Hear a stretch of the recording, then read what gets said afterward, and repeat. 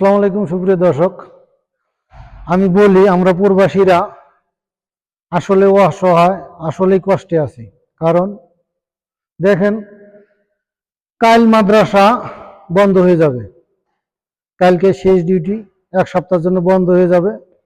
তারপরেও এই মাদ্রাসার প্রধান শিক্ষক বলতেছে মাদ্রাসা ধুয়ে দিতে হবে, অথচ এক সপ্তাহের জন্য বন্ধ হয়ে গেলে খোলার 2 দিন আগ দিয়ে আবার কিন্তু ধুয়ে দিতে হবে। উনি আবার বলতেছে আজকে ধুয়ে দাও। আসলে আমরা বিদেশে যখন আসি পরের অধীনে পড়ে যাই, পরে যেটা বলে সেটাই শুনতে হয়, অনেক কষ্ট করতে হয় আমাদের। আমি ভেবেও অবাক, আমরা বাংলাদেশের মানুষ হলে জীবনেও বলতাম না, বলতাম যে কাল মাদ্রাসা বন্ধ হয়ে যাবে, খোলা রাখ দিয়ে ভালো করে পরিষ্কার করে দিস।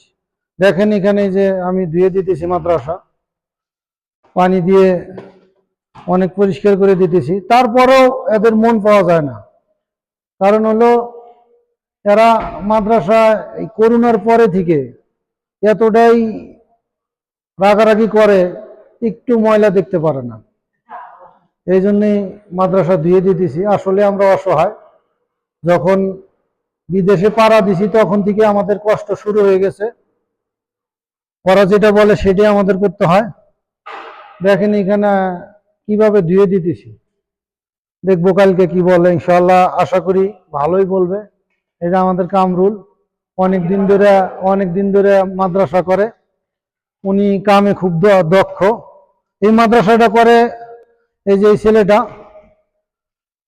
ওনার নাম হলো সোহেল, কাজ ভালো করে, কিন্তু আসলে যদি মাস্টারে ক্যাসর ক্যাসর করে কি করবে, অনেক রাগারাগি করে, কিছু করার থাকে না। আমরা তো অসহায়, ওদের কথা শুনতে হয়।